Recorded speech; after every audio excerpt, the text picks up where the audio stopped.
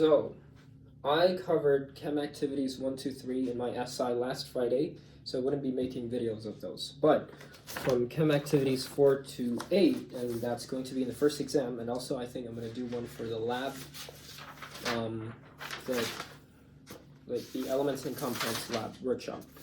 So, I'll be making videos of those as well. For now, we're looking at the nuclear atom. And for my SI, for this exam study preparation stuff for exam 1, I'm just going over exercise problems. So if you haven't done that yet, this would be very helpful to you.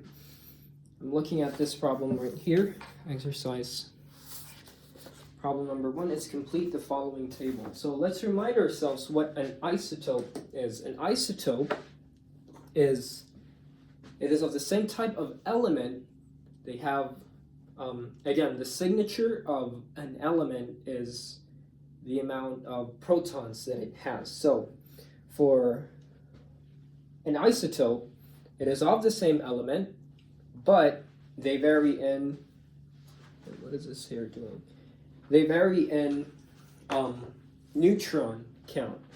So, looking at this one right here, P is phosphorus. It's already given to us that the atomic number is 15, right? Because element number 15 right here is phosphorus. So it means it has 15 protons. That its signature identity when you're trying to find out what an element is. It's by the number of its protons. So 15 protons. What is the mass number of phosphorus, this isotope of phosphorus? Well, I drew this number right here, 31, all right? So the mass number is a total number of protons and neutrons, because what we've mentioned before, the electron size does not matter. It's just the neutrons and the protons that counts. That's why it accounts for the overall mass. Electrons are too tiny to contribute to the mass, right? So the mass number of this one is 31, right? Let me put something right up here. Atomic number is number of protons, and mass number is number of protons plus the number of neutrons. So if you get asked to define what is the difference between a proton, or not a proton, what is the difference between an atomic number and a mass number? Well, an atomic number is the number of protons, and the mass number is the number of protons plus the neutrons. And the number of electrons is just basically how many electrons you have. Okay, so looking at this one, what's the number of electrons that we have for this phosphorus? Well, we can see that there's not a charge in there. It means it's neutral. And when we say in this chem activity, we've gone through it, and we already know that if you have a neutral atom, you must have the same number of protons and neutrons so that they cancel, not neutrons, same number of protons and electrons. Your positives and your negatives equal. When they come together, they reach a 0, right? Neutrality. Number of electrons must also be 15 because it is a neutral isotope right there. Okay, let's look at this one. Oxygen 18. Again, we said that 18 right there is a total number of protons and neutrons, right? So that must be 18 right there for the mass number. If we have 8 electrons, we have a neutral atom. That must mean that there's also the same number of electrons and protons, which is also 8. And what did we say about protons? It's the signature characteristic of a certain element. Let's look at that. What do you know? Oxygen is number 8 in the periodic table of elements, which means it has 8 protons, right? Okay, now let's look at this one. The third one, number of protons, they gave that to us, number 19. Again, number 19 means it has 19 protons, and it's the 19th element in the periodic table. That is number 19. That must be potassium, right? And potassium is K. And they give us the total number of protons and neutrons, which is 39. So that must mean that this is potassium 39. Okay, and what do we see as well? they don't add up, right? They're not equal. 19 protons, 18 electrons. What does that tell us? We have one more proton than we have electrons. We have one more positive than we have the negative. So that must mean that this is positive. K1 plus. Or, we don't usually write the 1 right there. We could just leave it as a K plus. 39 K plus. Let's move on to the next one. We have nickel right here. Nickel 58. What does that tell us? It has 58 as a total of protons and neutrons, right? That's given to us, 58. But what is element 58? That's not nickel, right? But what is nickel? Because if we look at 58, that's going to be cerium. And that's not the element that's given to us. Again, that's not the number of protons. It's total of protons and neutrons. Where is nickel? Nickel is number 28. So it means it has 28 protons. What about the number of electrons? This information tells us that we have a 2 plus, which means there's 2 more protons, right? 2 plus, 2 protons more than there are electrons.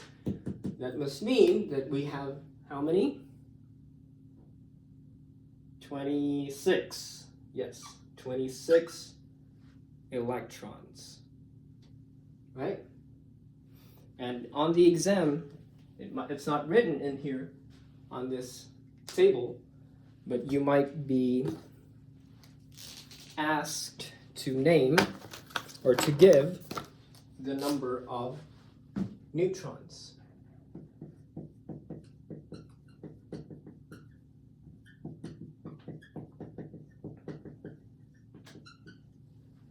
Right?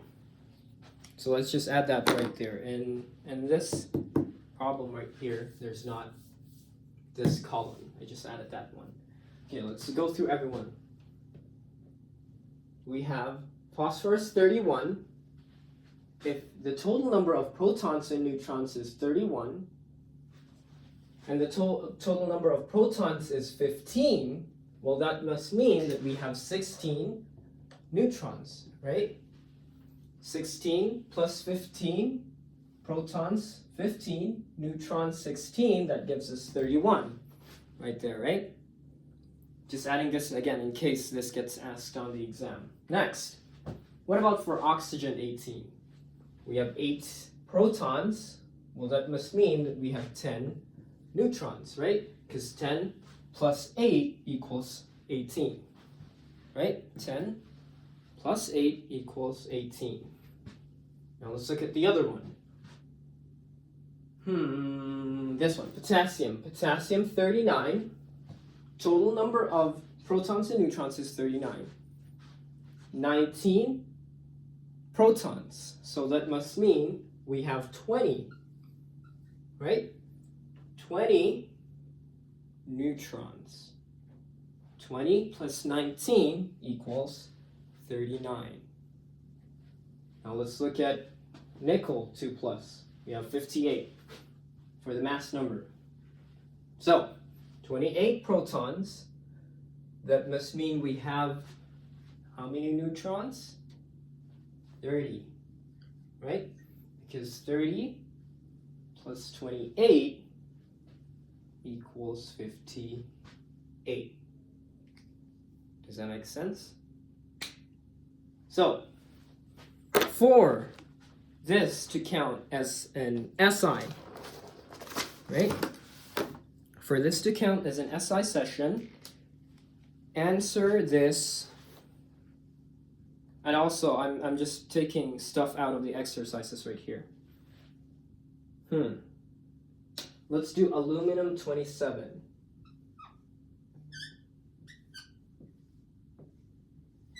Aluminum 27, it has a charge of 3 plus. If you can give me, send me in my email, right? Send me an email telling me the number of protons, the mass number, the number of electrons, and the number of neutrons, right? So 4 things. I'm going to ask of you. Number of protons, number of neutrons and protons, number of electrons, and number of neutrons. Does that make sense? Give me the atomic number, the mass number, the number of electrons, and the number of neutrons in that email. You don't have to be formal. Like, just give me those 4 numbers, and that would count as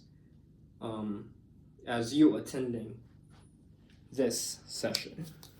Okay, I'll be moving on next to chem activity number 5 on the next video.